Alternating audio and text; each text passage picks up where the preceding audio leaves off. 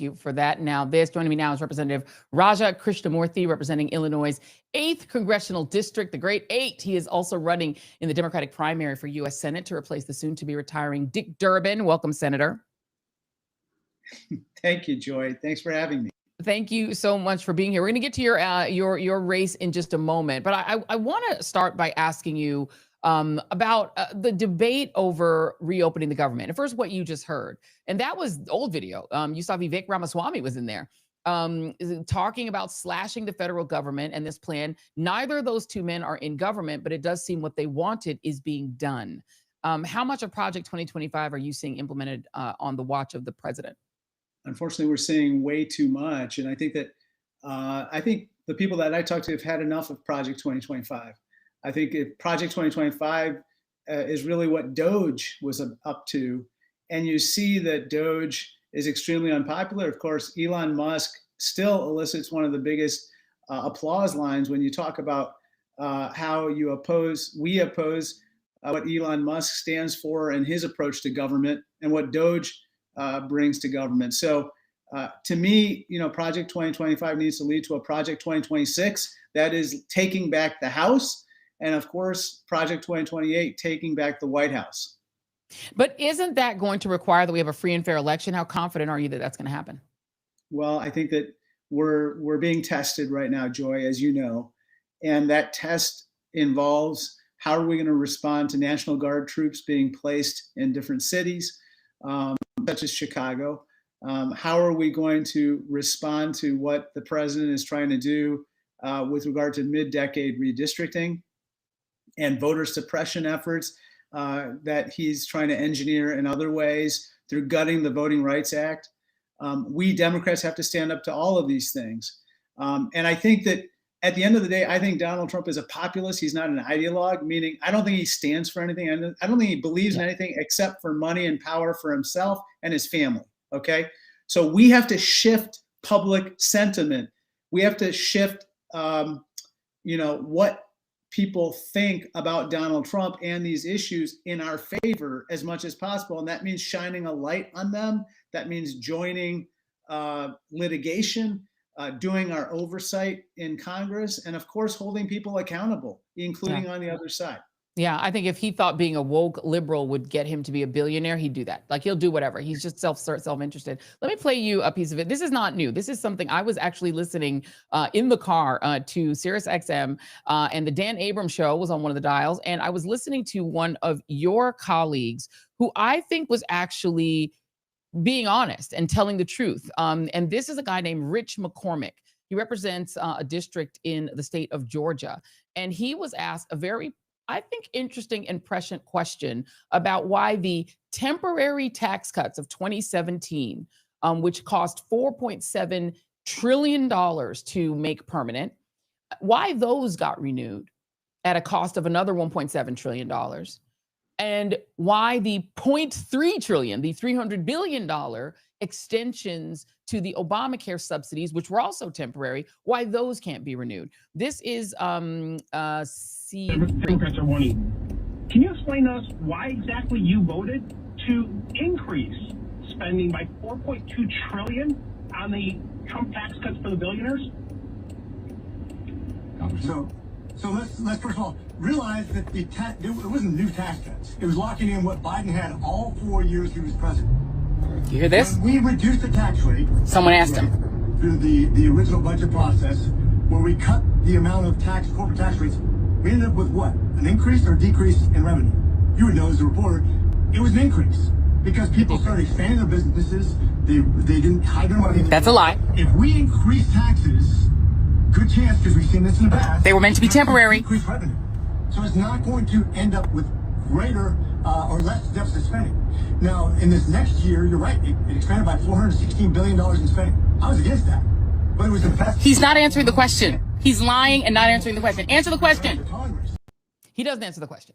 And he justified, before I turned the recorder on, he justified allowing the Obamacare supports to expire, which again, those would cost $0.3 trillion, $300 billion, whereas the tax cut extension costs $4.7 trillion. But he said that's fine because that's revenue creating. But he claims that the Obamacare subsidies have to be allowed to expire.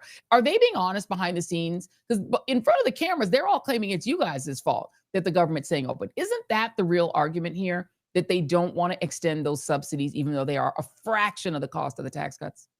I think that's right. And that's why, by the way, a lot of us are saying, not so fast when they say, oh, let's open the government. Let's open the government and then deal with the Obamacare tax credits, because we don't believe them. Many of us, including myself, a decade ago were here when they basically tried to repeal Obamacare, the Affordable Care Act, 50 times in one Congress. And so to believe them now is basically to, basically to forget everything that they've done in the past, to gut the very program that they claim that they want to support now after we reopen the government. Let's talk about your run for the United States Senate. First of all, what grade would you give the Democratic Senate minority right now on their fighting stance vis-a-vis Trump and autocracy? I think it's above average. It's, I think this is the way that we should continue to use our leverage. Look, the status quo is not acceptable. If you were to go along with a continuing resolution right now with no changes, that would be ratification of the status quo, and it's not acceptable. So I think what the leader is doing in the Senate, along with his Senate colleagues, is the right way to go at this present time, until and unless we get some concessions with regard to Obamacare tax credits at the least. Do you think Chuck Schumer should remain leader if you become a United States Senator? Would you vote for him again?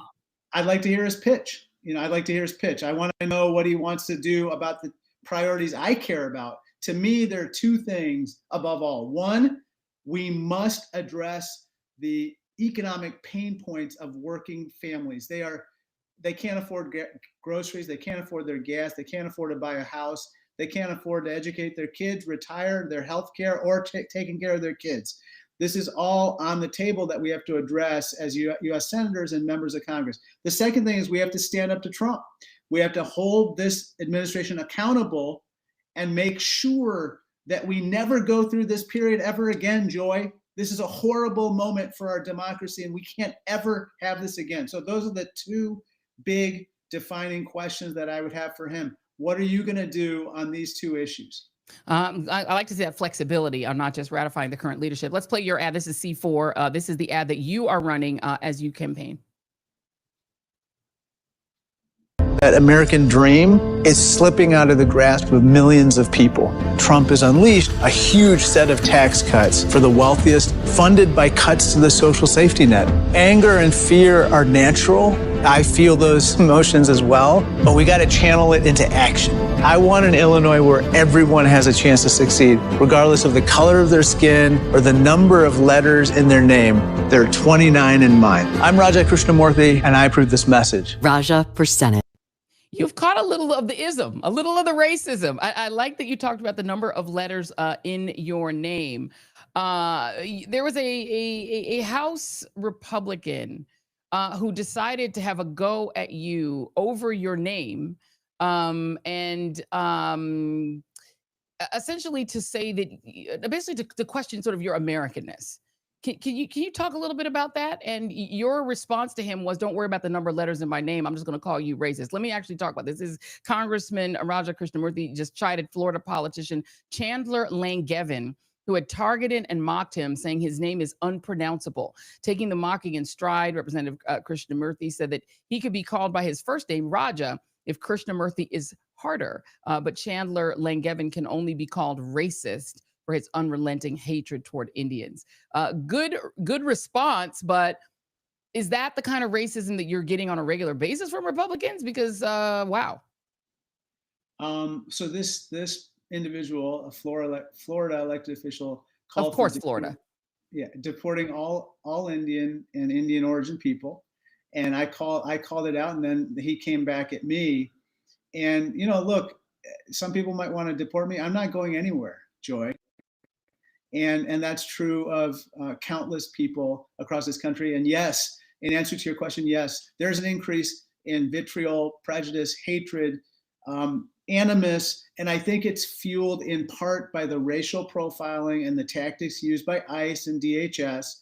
Let's call a spade a spade. And when they basically say that they are going to stop people who look like a brown colored person or a black person or whatever, that gives license to others to say and do what they will. And that's Donald Trump's America, unfortunately, today. No, I mean, when they do that, they're just kids, according to J.D. Vance. I mean, if you're racist and you love Hitler, you're just a boy. You're just a boy doing boy things.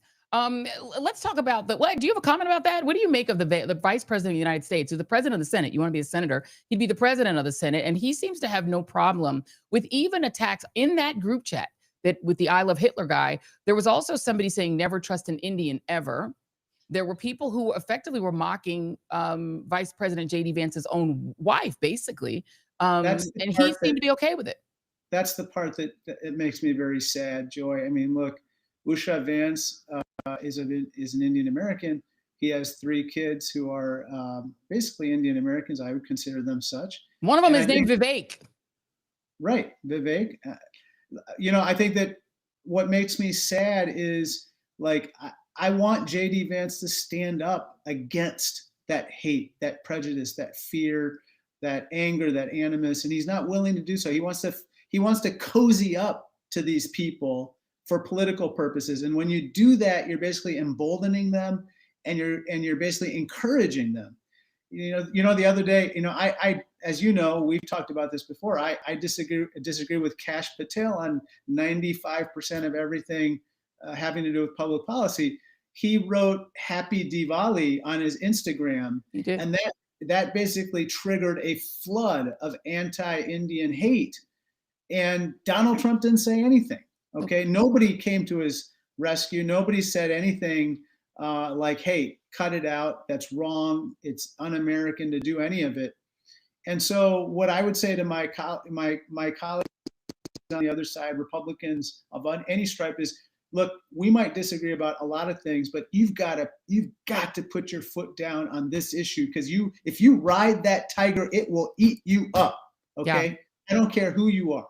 Well, by the way, they're not going to do that. Let's play Vivek Ramaswamy, the other Vivek, not Vivek Vance, who is the child of J.D. Vance, but Vivek Ramaswamy, who, like Kash Patel, thinks that he's white adjacent enough to be able to ride with the pro-Hitler folks, and also with the Turning Point kids. Here are 2 Turning Point kids. This is C3 letting Vivek have it. Jesus Christ is God, and there is no other God. He is part of the Holy Trinity, and any other God is a demon, and it's false.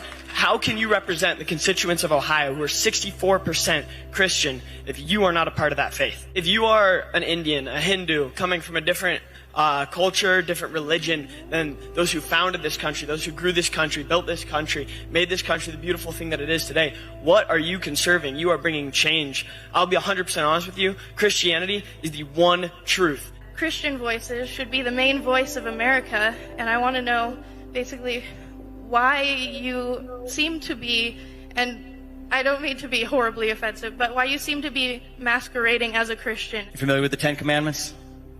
You call yourself a Hindu, but you also call yourself Christian. I don't call myself Christian. I call myself a Hindu. I'm not running to be pastor of Ohio. I'm running to be governor of Ohio, and I didn't run to be pastor of America. I ran to be president of the United States of America. What's your faith? I'm a Christian. I'm a follower of Jesus. Great. Do you believe in the Holy Trinity? The Father, the Son, and the Holy Spirit? I think a lot of people here do. So good. And that doesn't make you a polytheist, does it? Probably not, no. Great. And so in my faith, I believe there's one true God. He resides in all of us, and he appears in different forms, but it's one true God. So I'm an ethical monotheist. That's the way I would describe my faith. Do you think it's inappropriate for someone who's a Hindu to be, say, a U.S. president? No, I think it's... No, well... You be honest. Isn't Hinduism... Because you're an Indian. I can ask yourself that. Hinduism believes in Shiva and what is it? The flute god. I forget. Right, Krishna, who's you're thinking of? Yeah, Krishna. But isn't Charlie Kirk's organization founded on Christian values as well?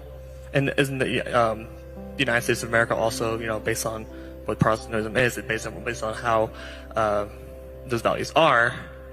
Wouldn't that contradict what your beliefs are. Like I said, I'm not here to justify my faith to you any more than you are to me, but what I do share is the value set this country was founded on. And I think that it's really important that we not reinvent the founding of this country and what it was actually all about. You know what? I'm going to give Vivek Ramaswamy credit for not running from his faith, right? I'm going to give him credit for standing up for himself in that moment. I still think his voice is incredibly annoying. Listening to him actually gives me the GBs. It's just the tone of voice irritates me. And when he raps, it's even worse. But I give him credit for that because I honestly am not sure that J.D. Vance is teaching his son to stand up for himself the way Vivek Ramaswamy just did, right? But I think what is interesting, and I don't know if you have a special insight into this being from the Indian American community, what is it about folks like Vivek Ramaswamy who, despite the open racism he's getting from the actual youth of the party, he still thinks that's his home and he thinks they're going to ever believe he's one of them? I don't know. I think he maybe has a confidence that he might be able to change their minds. He might be able to persuade them differently. But I actually, like you, I'm glad that he stood his ground in terms of he didn't say, you know, you're right, I'm going to change my religion today. He didn't pull a Bobby Jindal or something like that. But I think that I personally think that we're kind of in this moment where I wish that other Republicans would come to his aid and basically say, you know what Vivek said or what whoever Kash Patel said was the right thing, and this is like out of bounds. And by the way, you know, I think we have to be very clear that you know, when you say certain things that are just wrong or that are bigoted, that it gets called out as such, and you have to be willing to kind of stand shoulder to shoulder with whoever is going through it to say that. Because if we don't, we're just going to be, you know, kind of left to ourselves and then, you know, cast aside. And that's a pretty lonely, dangerous place to be. Indeed. Give your website where people can go if they want to support your campaign. www.rajaforil.com. rajaforil.com. Sounds good. Best of luck in your campaign. You are welcome to come back here anytime, my friend. Thank you very much. Thank you, my friend. Thank you. Thank you so much. Raja Krishnamoorthi.